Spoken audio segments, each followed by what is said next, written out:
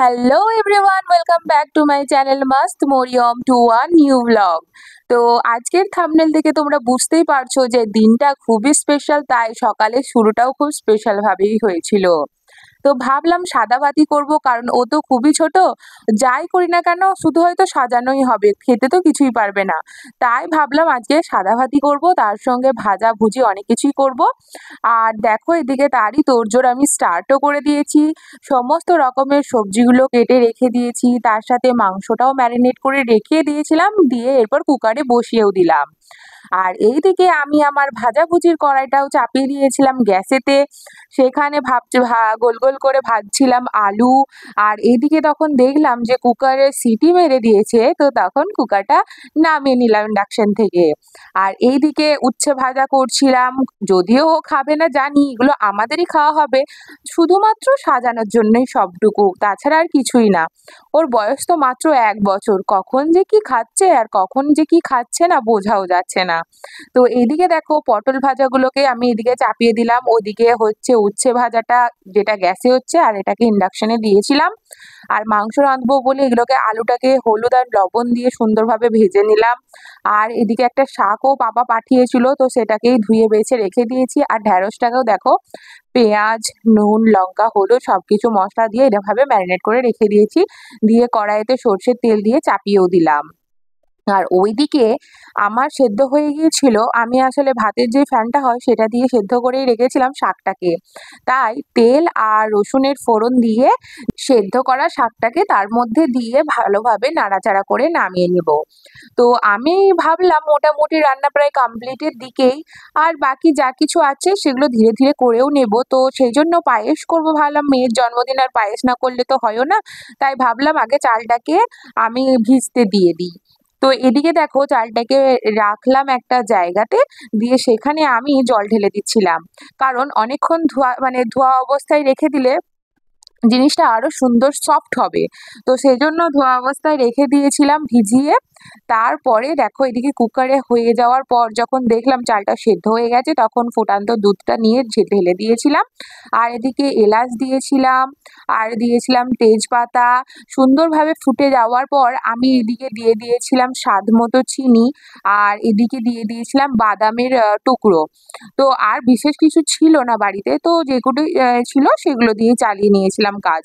কারণ পায়েস করার খুব একটা বিরাট সিদ্ধান্ত ছিল না।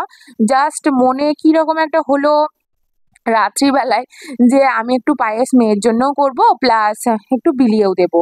তো সেজন্য পায়েসটা করলাম। আর এদিকে দেখো শাশুড়িমা এনে দিয়েছিলেন এই আইসক্রিমটা, সেটাই এনজয় করছিলাম।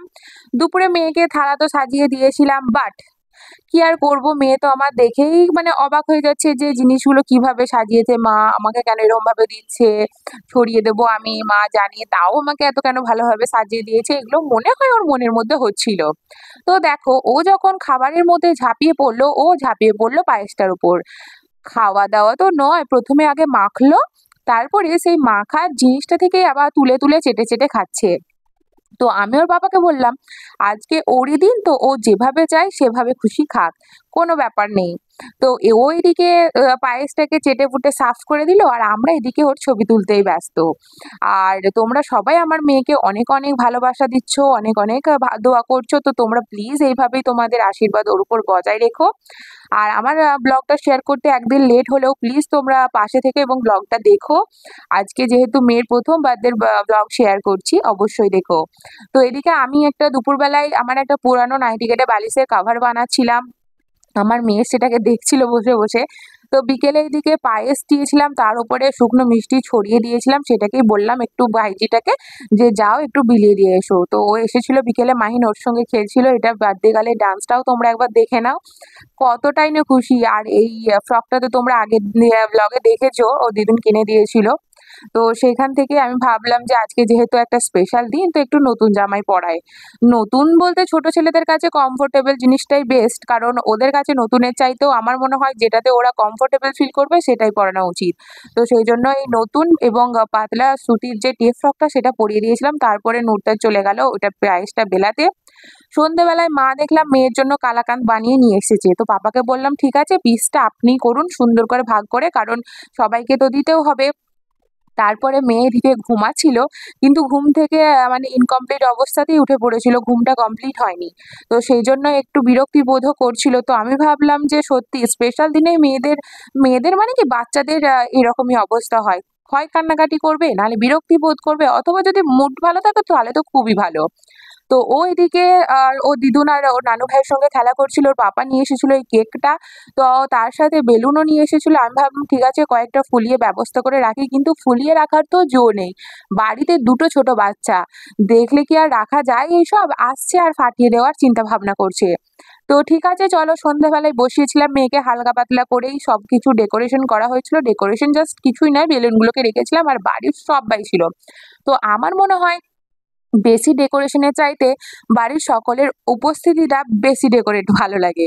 তো ঠিক আছে দেখো, সবাই বাড়িতে ছিল। ওর দাদা, ওর দাদিজান, ওর নানু ভাই, ওর দিদুন, তারপরে ওর ছোট আব্বু, ছোট মা, ওদিকে ওর বড় মাঝি, ওর ভাই বোনেরা, আমি, ওর পাপা সবাই ছিলাম।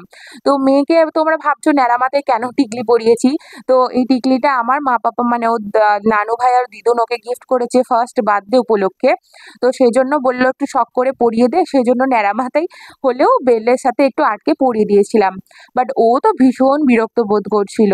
কিছুতেই থাকতে চাইছিল না। গরমও লাগছিল, প্লাস নতুন জামা পরে তো আরো বিরক্তি বোধ করছিল। আর এই জামাটা ওর দাদা মানে ওর দাদাজান আরকি ওকে গিফট করেছে। তো সেটাই ও পড়েছিল। তো এদিকে দেখো, মেয়ে তো আমার কেক কাটতে কিছুতেই রাজি নয়। ওকে নিয়ে যে কি ঝালাপালায় পড়েছিলাম বলে হয়তো বোঝাতে পারবো না। তো সবাই মিলে শুধু একটাই তাড়াহুড়ো করছিল, কারণ ও ভীষণ পরিমাণে হাই তুলছিল। মনে হচ্ছিল যেন ঘুমিয়ে পড়বে। তো যাই হোক, তারই মধ্যে যা হোক করে কষ্ট কাঠিন্য করে সুন্দরভাবে আ কেকটা কাটলাম। তো কেকটা কাটতে গিয়ে আবার কত ঝামেলা। একবার লাইটার খুঁজে পাওয়া যাচ্ছে না, একবার মেয়ের মাথার টুপি খুলে যাচ্ছে, বেল খুলে যাচ্ছে। কত রকমভাবে যে অসুবিধায় পড়েছি কি বলবো।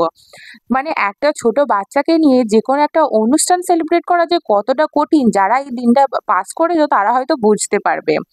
যে হয় মেয়ের মুড ভালো থাকবে তো কিছু সিচুয়েশন ভালো থাকবে না, আবার সিচুয়েশন ভালো থাকবে তো মেয়ের মুড ভালো থাকবে না। তো যাই হোক, কি আর করা যাবে, ওইভাবেই আমাদেরকে সামলে সুমলে কেকটা কাটতে হলো। তোমাদেরকে একটা মজার জিনিস দেখাই চলো। যখন আমার মেয়ে কেক কাটছিল, তখন আমাদের ভাইপো মানে জুবাইদ, ওর হাসিটা দেখো। ওর হাসি দেখে আমরা সবাই একদম হেসে উল্টে যাচ্ছিলাম। সবাই বলছে হ্যাপি বার্থডে বলো, হ্যাপি বার্থডে বলো। ও খুশিতে তো আত্মহারা একদম। দেখো, দেখতে পেলে তোমরা? তো যাই হোক, ওর বার্থডে ছিল ২.৫ মাস আগে, মানে ওরা ২ ভাই বোনে ২.৫ মাসের ছোট বড়। তো প্রথমে জুবাইদের ফেব্রুয়ারিতে হয়ে গেছে ২৮ তারিখে, তারপরে মাহিনের ১০ই মে। তো যাই হোক, আজকে দিনটা খুব সুন্দরভাবেই সেলিব্রেট হয়েছে।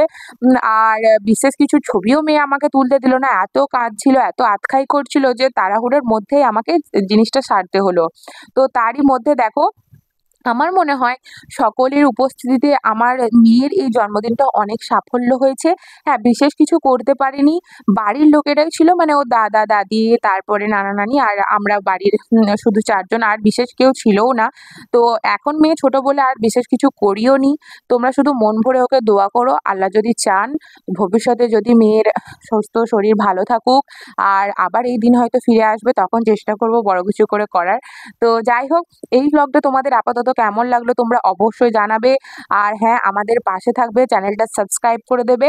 তো চলো এখন পর্যন্ত টাটা। তোমাদের সঙ্গে দেখা হচ্ছে নেক্সট কোনো একটা ব্লগে।